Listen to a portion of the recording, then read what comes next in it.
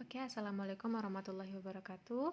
Nah, kita sebelumnya sudah mempelajari mengenai jaringan epitel.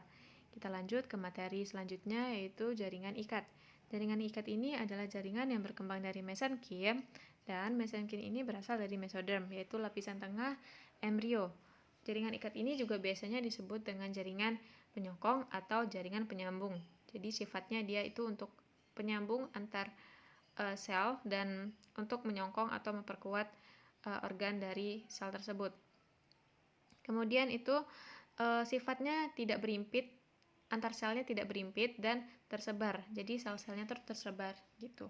Nah, dilihat dari gambar di samping ini adalah gambar dari potongan kaki simpanse atau kera yang jika dilihat strukturnya terdapat beberapa jaringan ikat, yaitu ada jaringan ikat tulang, jaringan ikat longgar, jaringan ikat padat, jaringan tulang rawan, jaringan darah, dan jaringan lemak.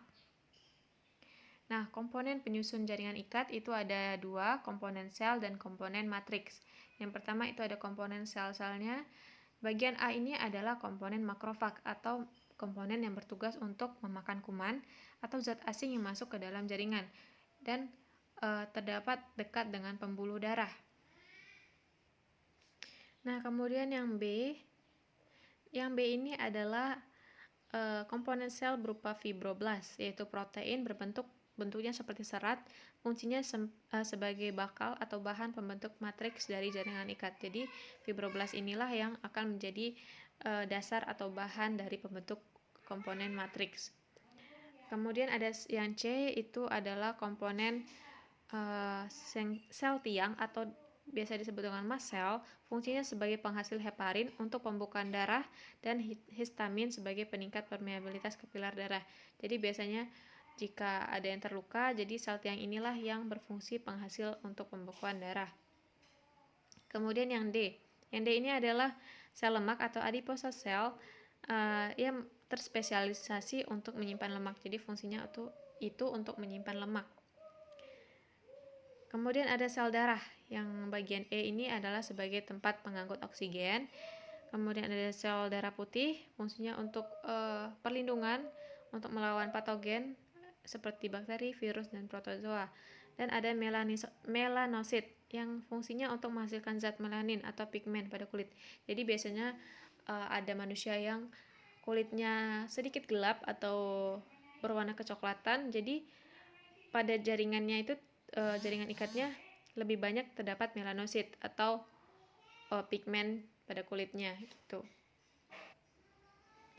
Oke, kita lanjut kepada komponen matriks dan serabut. Nah, matriks ini adalah komponen cair pengisi jaringan ikat yang terdiri dari serabut dan bahan dasar yang menyebabkan matriks menjadi lentur. Jadi matriks ini terdiri dari serabut. Nah, serabut ini adalah bahan dasar yang menyebabkan matriks itu menjadi lentur gitu.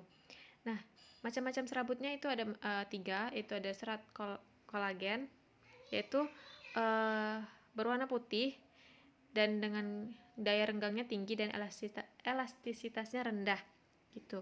Nah, ini adalah contoh dari serat kolagen. Kemudian ada serat elastik. Serat elastik ini adalah serat yang berwarna kuning dan daya elastisitasnya tinggi atau fleksibilitasnya berarti tinggi ya. Kemudian ada serat retikuler, yaitu berbentuk seperti jaring, elastisitasnya rendah dan bahan penyusun sama dengan kolagen, namun bahannya lebih tipis, fungsinya sebagai pengikat dan jaringan ikat lainnya gitu. Nah, fungsi dari jaringan ikat ini adalah yang pertama pastinya untuk mengikat atau menghubungkan, jadi untuk melekatkan suatu jaringan dengan jaringan yang lainnya. Kemudian untuk menyokong atau memperkuat dan melindungi berbagai jaringan dan organ dari bagian tubuh tersebut. Kemudian ada tempat sebagai vaskular atau pengangkutan. Itu jadi contohnya karena mengandung banyak pembuluh darah, jadi bisa untuk mengangkut zat dari satu jaringan atau organ. Contohnya pada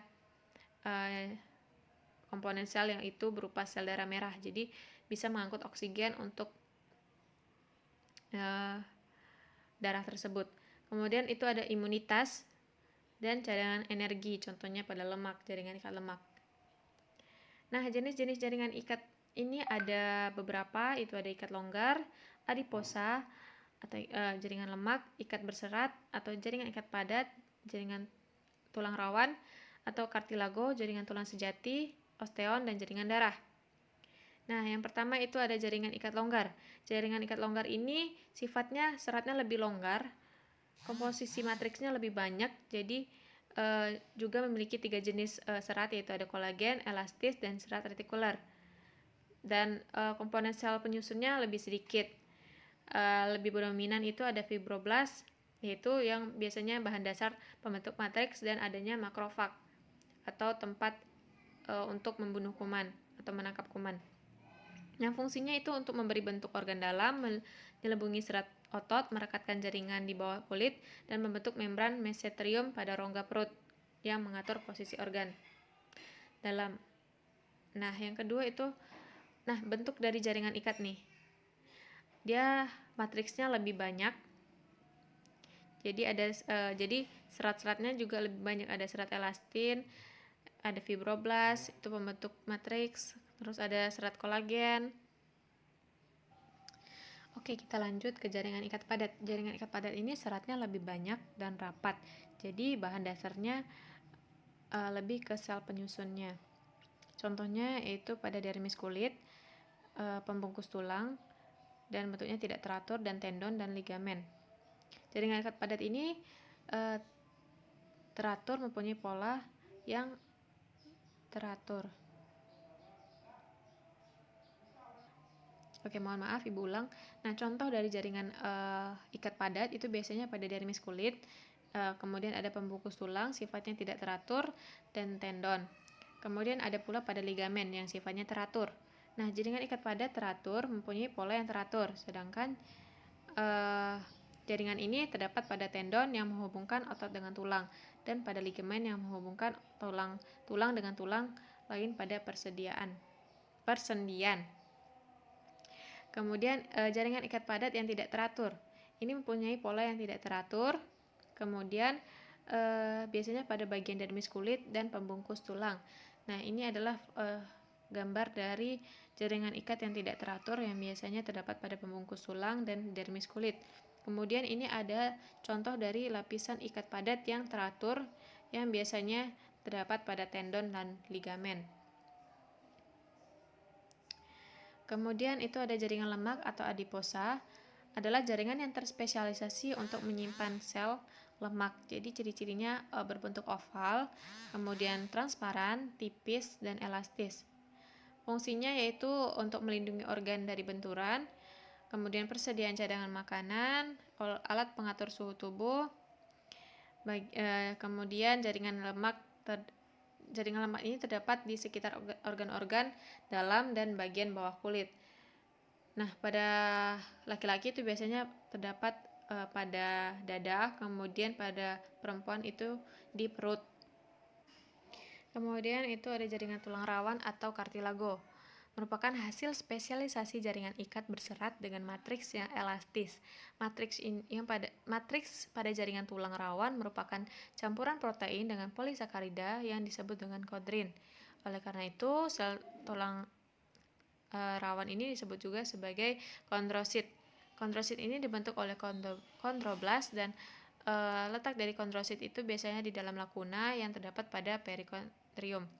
Kemudian jaringan tulang rawan itu dibagi menjadi 3 jenis, yaitu ada rawan hialin, elastik, dan fibrosa. Nah, jaringan tulang rawan hialin itu adalah jaringan yang bentuk tulang rawan paling banyak terdapat dibandingkan dengan bentuk yang lainnya. Dan matriksnya memiliki serat kolagen yang tersebar dalam bentuk anyaman halus dan rapat. Contohnya pada saluran pernapasan, ujung tulang rusuk, dan tulang rawan hialin ini strukturnya bening seperti kaca gitu. Kemudian ada rawan elastis, yaitu susunan perikondrium, matriks, sel, dan lakuna pada tulang rawan elastik. Nah, susunannya sama dengan tulang rawan hialin, tetapi serat kolagennya tidak tersebar dan nyata seperti pada tulang hialin. Pada serat-serat elastik ini bergelombang dan biasanya terdapat pada epiglotis dan bagian luar telinga. Kemudian ada tulang rawan fibrosa, yaitu tulang rawan yang mengandung serat kolagen kasar dan tidak teratur. Letaknya di perlekatan ligamen dan sambungan tulang belakang. Dan pada simfisis pubis, sifatnya itu khas dari tulang rawan fibrosa adalah lakuna-lakunanya bulat telur dan berisi sel-sel kondrosit. Nah, ini adalah gambar dari tulang rawan hialin. Oke, kita lanjut ke jaringan ikat selanjutnya, yaitu jaringan tulang sejati atau osteon. Osteon ini merupakan jaringan ikat yang mengandung mineral. Nah, sel tulang sejati ini biasanya disebut dengan osteosit. Osteosit ini terletak di dalam lakuna dan dibentuk oleh osteoblast. Nah, antara osteosit yang satu dengan yang lainnya dihubungkan dengan kanalikuli. Nah, ini adalah bentuk dari struktur jaringan tulang sejati. Jika dibelah, itu terdapat bentuk dari osteon tersebut. Nah, osteon ini yang bulat ini terdapat sistem Havertz. Jika dibuka kembali atau diperbesar, nah terdapat yang namanya sel tulang atau yang disebut dengan osteosit. Kemudian ada matriks ekstraselulernya dan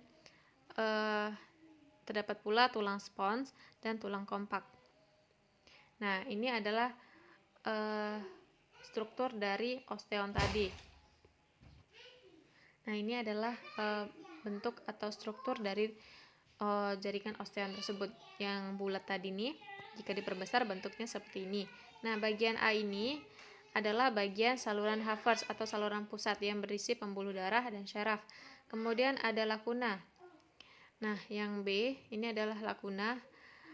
Nah, lakuna ini adalah ruang atau tempat osteosit terletak. Jadi, pembentukan osteosit itu di dalam lakuna tersebut. Kemudian ada kanalikuli, yaitu struktur penghubung osteosit yang satu dengan osteosit yang lainnya. Yang C ini adalah penghubung antara osteosit yang satu dengan osteosit yang lainnya. Kemudian ada lamela atau lapisan konsentris matriks yang keras dan kuat. Ini adalah lamela, bagian dalam ini garis yang menempel di lakuna itu adalah yang dinamakan dengan lamela. Kemudian yang E ini adalah matriks atau serabut kolagen dan mineral kalsium dan fosfor. Kemudian ada jaringan darah. Jaringan darah ini terspesialisasi sebagai tempat sel darah dengan matriks cair. Fungsinya untuk membawa sari-sari makanan, oksigen, hormon, dan sistem metabolisme, mencegah infeksi dan memerangi kuman. Kemudian komponen penyusun sel atau jaringan darah ini ada plasma darah, yaitu ada air, albumin, globulin, dan fibrinogen. Nah, kemudian ada eritrosit atau sel darah merah untuk pengikat atau pengangkut oksigen. Ada leukosit sebagai pemakan kuman dan zat asing atau melawan kuman, yaitu sel darah putih. Nah, macam-macam leukosit atau sel darah putih itu ada granulosit, leukosit bergranula, contohnya neutrofil, eosofil, dan basofil.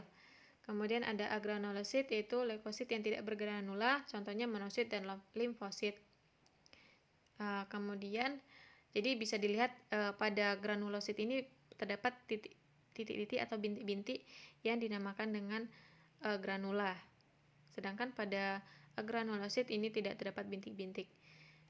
Yang terakhir itu ada jaringan limfa. Jaringan limfa ini adalah sel-sel limfosit yang dan makrofag dan serat-serat retikuler. Nah, biasanya terdapat di timus tonsil. Nah, susunan jaringan epitel dengan jaringan ikat itu adalah seperti yang Anda lihat di gambar ini. Yang pertama ini adalah merupakan bagian apikal atau bagian terluar dari jaringan epitel. Nah, sudah termodifikasi menjadi mikrofili atau memperluas bidang penyerapannya. Kemudian ada silia untuk menangkap zat-zat tertentu. Kemudian yang kedua itu adalah bagian basal, bagian yang terdalam dari jaringan epitel yang berikat dengan jaringan ikat. Jadi, yang ketiga itu ada laminal basalis, yaitu bagian membran dasar yang letaknya setelah jaringan epitel. Ada lamina, bagian setelah dari laminal basalis, lamina reticularis, yaitu membran dasar yang letaknya sebelum jaringan ikat. Dan yang kelima ini ialah yang dinamakan dengan jaringan ikat.